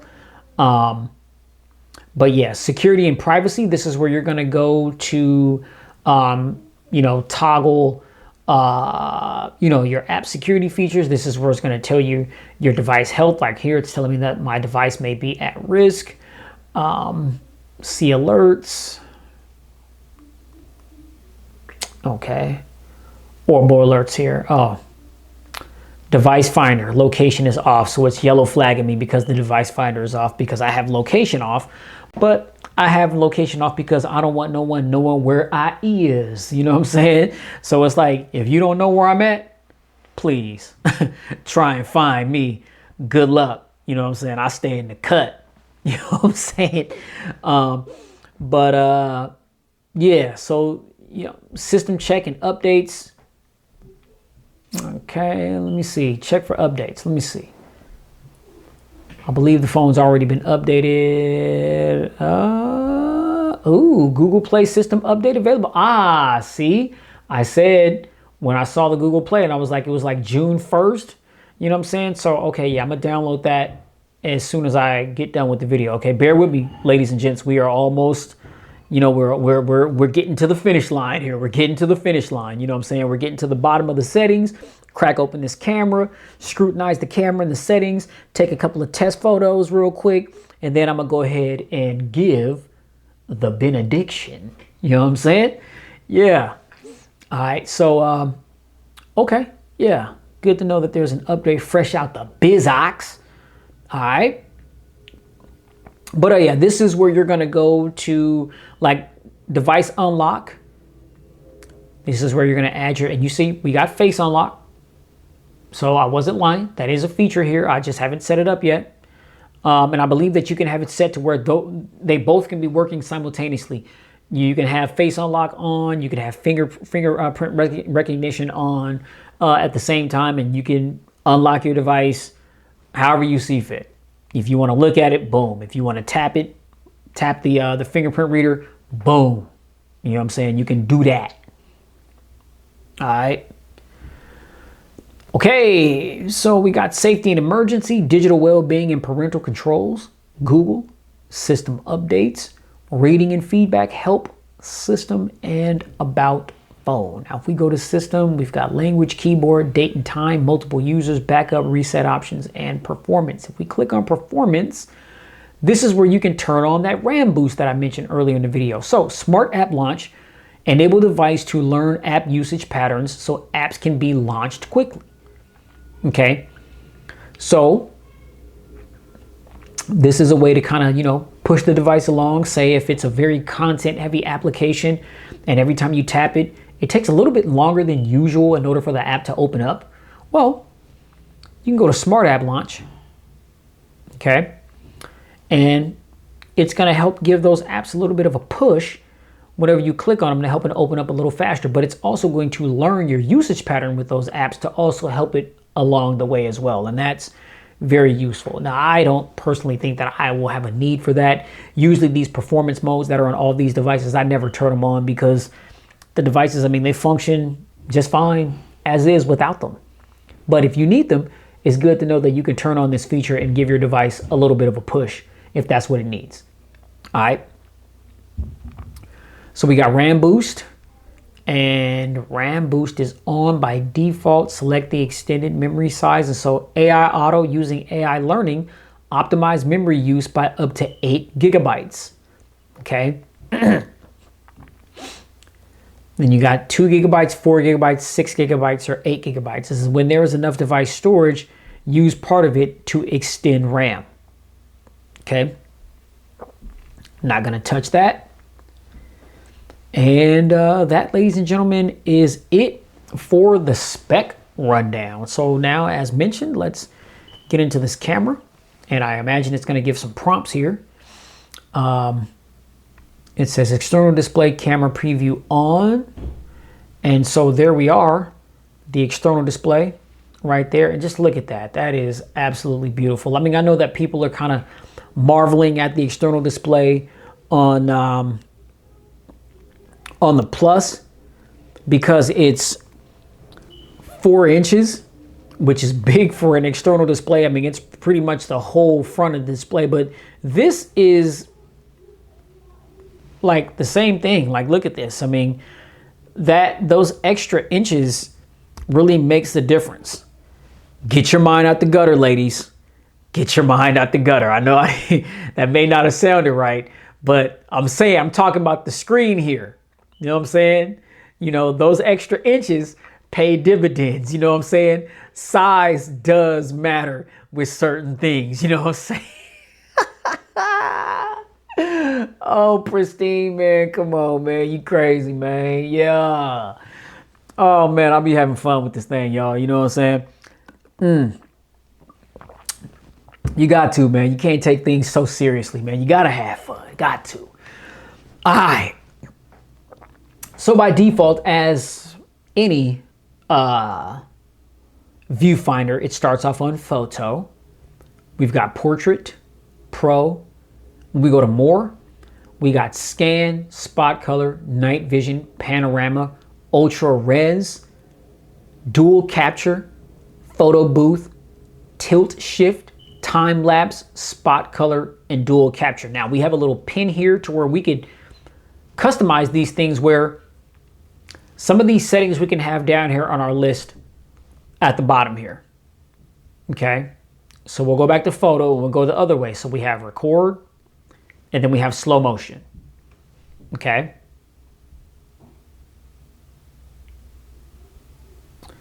All right, then when I hit the zoom, we have 2 times zoom there. Okay, with video, you have 1x. There's that's gotta be macro. That's gotta be macro. And then here is that 120 degree field of view. Okay, and that's under record. So again, there we go. There's that 120 degree field of view. A lot more in the photo. Standard. And then there's the 2x zoom. Okay. Here we have, what is this? Google Lens uses what your camera sees to find results only while the app is open. So that's Google Lens. Okay, then you got translate, search, or homework. Okay. Here we've got all these little color filters. Right here you have a whole, whoa, that red, what is that? Cyberpunk. Oh man, I'm gonna have to play with that. That's a new one right there.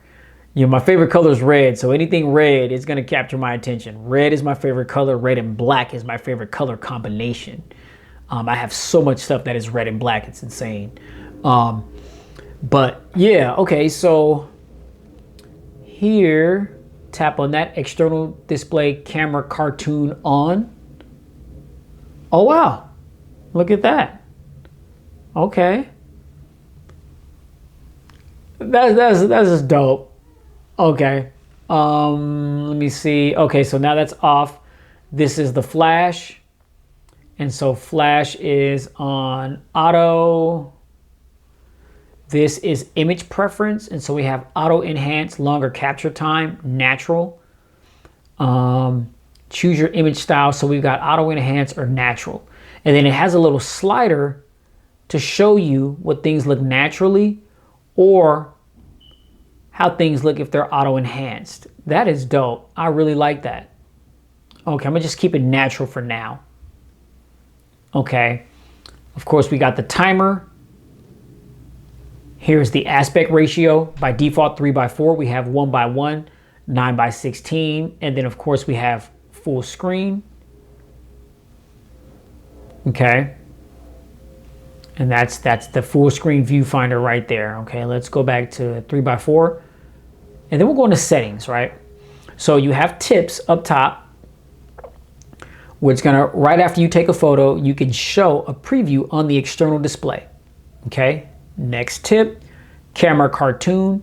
Show an animation on the external display to get your subject's attention. So say like if you're trying to take a picture of a baby or something, if you're trying to get the baby to smile, if they're just mean mugging the camera, you know, then those little cartoons on the external display may help the baby brighten up. you know what I'm saying, and show those two little teeth coming in or whatnot if they got them. You know, you may get some cute little photos with that. So that's a nice little touch. Okay. Next tip, better selfies. You can take higher quality selfies with the flip closed. And so again, these are the main cameras here, but when the flip is closed, then those become the selfie camera, because the camera, those lenses are pointing at you. And the external display is big enough to where you can use it as a viewfinder. And so you can take some much higher quality selfies, you know, for your social media feeds or, you know, whatever you use them for. So those are the tips for the camera. Now, the external display, we got instant review, camera cartoon, external display preview. Okay, now for photos, we got front photo resolution, standard or high. Standard is recommended. It says resolution values are based on the aspect ratio you've chosen. All right, so we'll keep it on standard for now. Shot optimization, enhance photos with automatic tuning and AI scene detection. Watermark, yes. I want a watermark on, yo. You know what I'm saying? Timestamp, show date and time on photo. Nope, because y'all don't need to know where I is or where I be taking photos. All right, but I like that watermark. Google Lens, that's turned on. Now videos, auto camcorder mode. So this is fold 90 degrees and flip horizontally to start recording. That is really dope. Okay, so that's just like if you have the camera like this and you can just be walking around recording like that. And it's like when you put the phone in that particular orientation, it's just gonna start recording. All right, AI audio.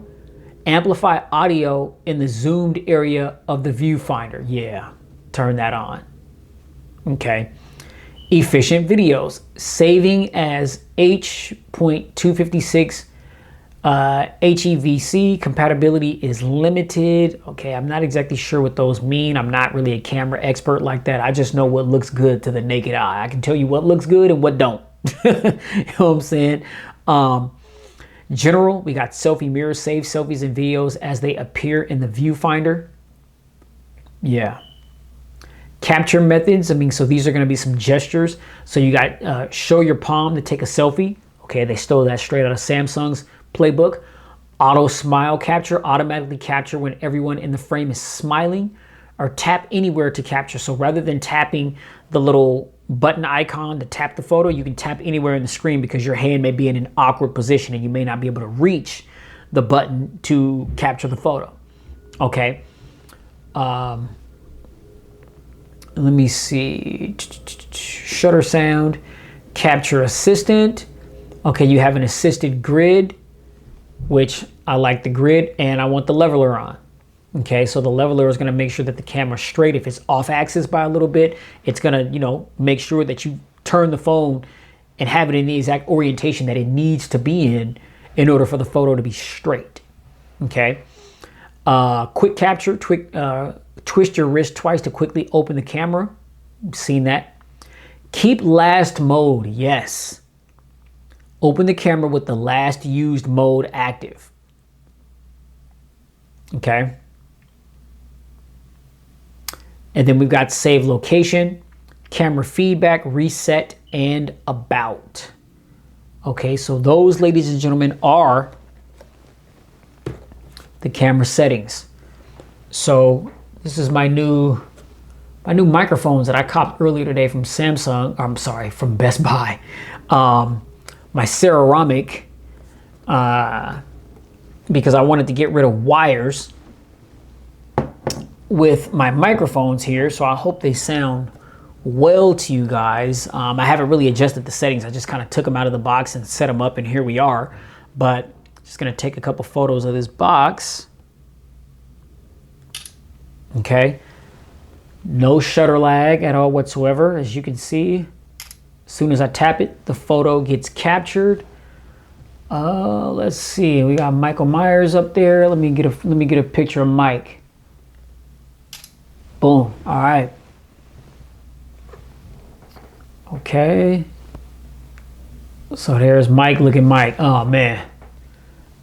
Mike is just looking Oh, so debonair, man. That's my guy, man. If Mike was for real, we'd kick it. You know what I'm saying? I have Mike go and put in some work for me. You know what I'm saying? But I'm clowning, man. I'm clowning. But yeah,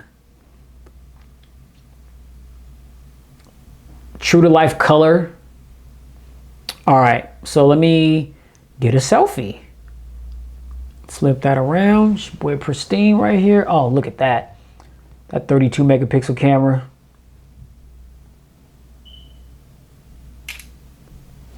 Quick shutter speed.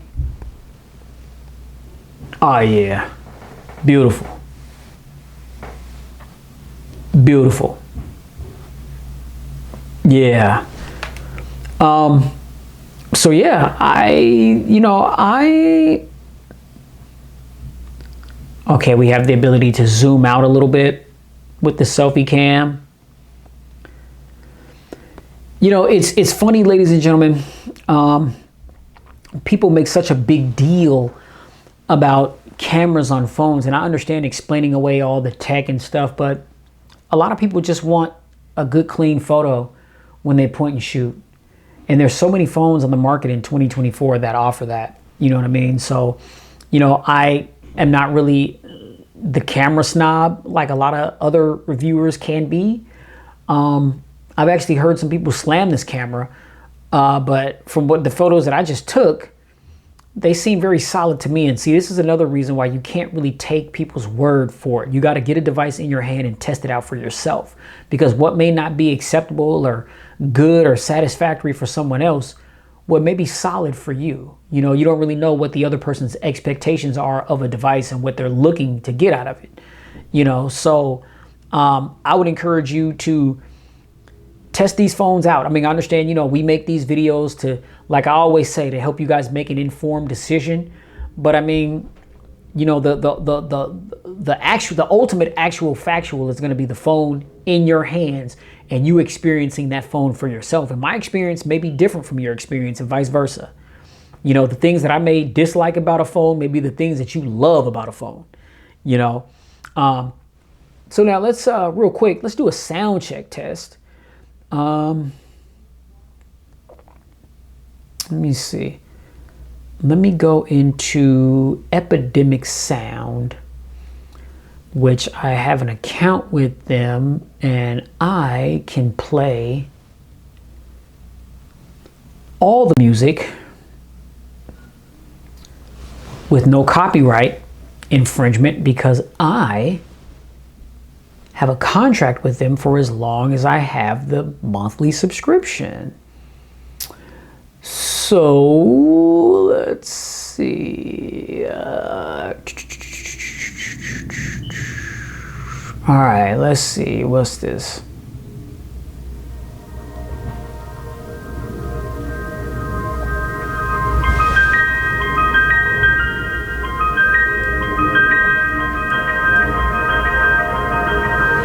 Okay, automatically caption media.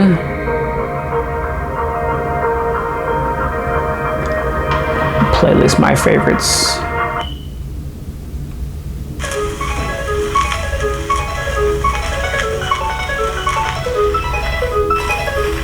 Those are not my sounds. Hold up. Let me.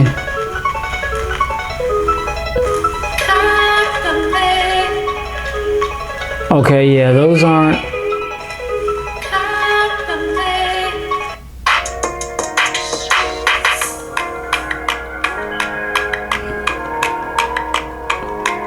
This thing is already really loud, and it's like halfway.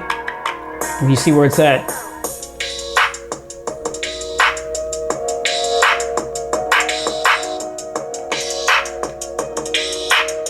And that's in this orientation. So if you turn the orientation sideways, yeah.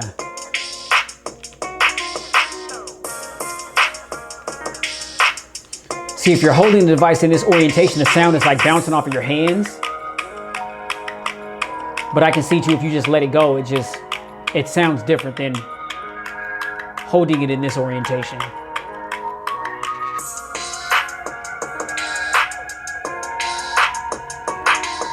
Okay. Yeah, that sounds really good, man. It's a little bassy too, man. To my surprise. Yeah. Okay. Okay. Well, yeah. There's your sound check, ladies and gentlemen. So I think that's where I'm going to call it for the unboxing and the first initial thoughts and impressions for the Moto Razr 2024. I feel that this is going to be a good device. I mean, I think personally that if you're going to get, if you're in the market for one of the Razrs, this will probably be the ideal one to get, just because of the price point. There's deals and things that you could take advantage of, you know, in order to get this price, get this phone for a little bit cheaper. And it's going to do all the things that you want and need it to do. But of course, keep it locked here at Pristine Mobile Tech, where I will have my full pristine review. Give me a couple weeks with that, and I should have that up and published for you to check out. And then stay tuned, because I've got, after this video gets uploaded, I've got my unboxing of the Galaxy Z Flip 6. And so, yeah, we're going to do this all over again, So, get your snacks, popcorn, drink of choice, roll up a blunt, whatever you do, and we're going to get into that. Yeah, that's where I'm going to end this one, ladies and gentlemen. So thank you, as always, for tuning in and bearing with me if you watched the whole video, or if you just came down in the description box and jumped around the video with the timestamps. I appreciate you stopping by and checking out the content. You already know, if you like this video, hit that thumbs up button. Be sure to like, share, and subscribe to expose yourself to tons of videos that I've done like this one. Hit that notification bell so that if you want to be notified when my videos get published and go live, then you'll get the notifications and be one of the first to check out the content. And if you do, comment section is where I'll be posted up at. You can get a hold of me at any given time. I promise to get back to you as quickly as I can. It may not always be the most prompt response because I'll be so busy, but I do read the messages and I do respond to them. Okay. All I ask is that we keep it nice, peaceful, and respectful in the comment section. Okay. Let's talk tech respectfully. Let me know what you think about the Razr, 2024 here. Okay, the base model. If you have this, what do you think about it? What's your experience thus far? If you have the Plus, tell me what you think about the Plus. Tell me why you chose to go with the Plus over this. I'd like to know. Let's talk about it. All right. And as always, you guys already know, please stay safe. Get spiritually fit if you haven't already. I know some of y'all are just like, oh man, here we go. He was doing fine up to this point. I don't know why some of you guys have a problem with me using this platform to witness about Jesus. I'm not ashamed of my faith. I'm not ashamed of the God who created me and saved me and placed me in the position that I am in right now. And I am a living testimony.